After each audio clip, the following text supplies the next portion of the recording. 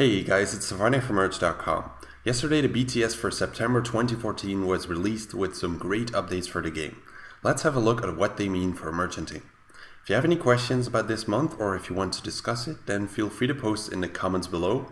I'll be responding to all of you as usual. Just keep in mind that nothing I say here is direct investment advice. For the VIPs, there will be additional information and advice in the VIP advice section at the top of our forums. There's something really interesting included this month, so definitely check it out. So let's get into September 2014. I don't think the release of the Elf City is a surprise for anyone anymore, really, because Jagex has been talking so much about it, of course.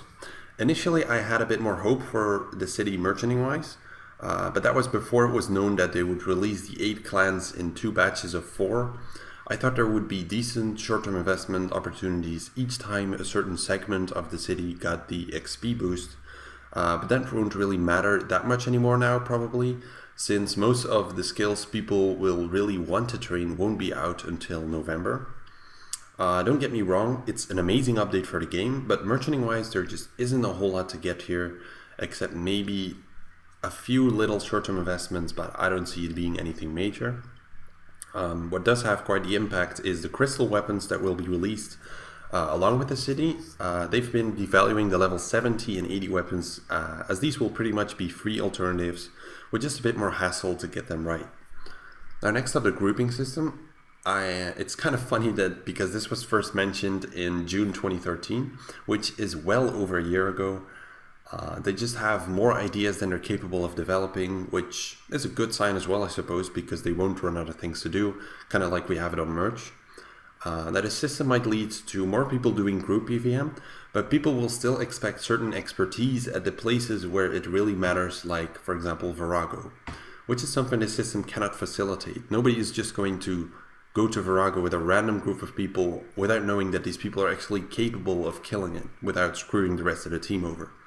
So personally, I don't see it having much impact merchanting-wise, except some nice short-term investments or some nice flips with bossing gear upon the release of this update. But in the end, nothing changes about the way you kill these bosses, so it's just going to be a short boost of interest, and after that, I'm not sure how much it will continue to be used. Probably a lot more for mini games than for bossing. Then the Rune Improvements have finally been released. The daily D&D sounds nice and useful with those aura boosts, but the fact that it's daily means there's probably going to be some kind of limit of how much of this stuff you can make. So it will really have to be something you go to every day.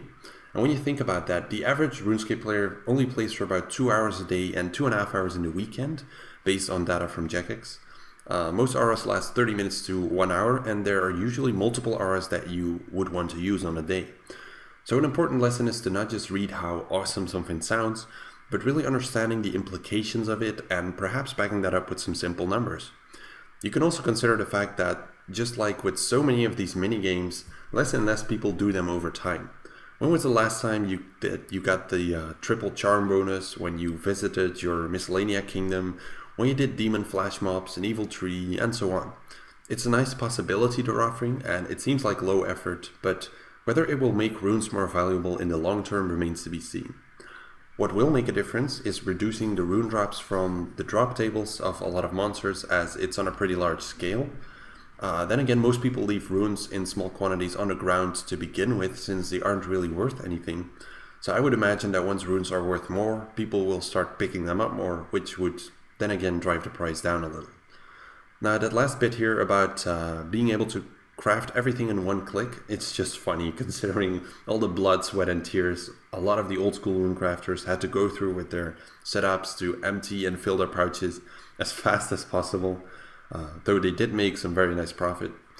Regardless, I'm drifting way into the past here, and I should probably get back to this post. So we end up at pure resets. I don't see these making a major difference in the market right now. A lot of things have changed in the game regarding to combat, so plenty of people won't really know what the best setups for pures are, and thus there won't be a specific focus on certain items for now. In the past that was much easier because you had like Berserker Pures and they needed all these specific items, and it's no longer that straightforward as in the past, so harder to invest to as it's spread out more. Then we get to Surprise September, which was called Super September last year. I guess they have a thingy for these names here. So eventually we're bound to get Sexy September, right? Where you can pay bonds for, never mind.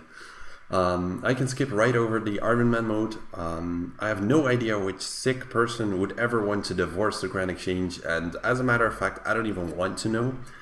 Maybe we need like a Merchant Man mode where all you do is merchanting and you cannot leave the Grand Exchange and all your profit would be logged in high scores and stuff.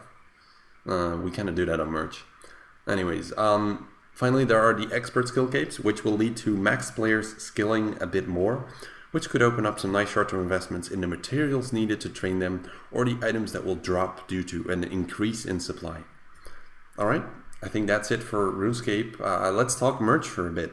As you might be able to tell, things have been a little bit quiet over the past few weeks compared to last month, as both the developer and I have been less active compared to that, as we've been really busy.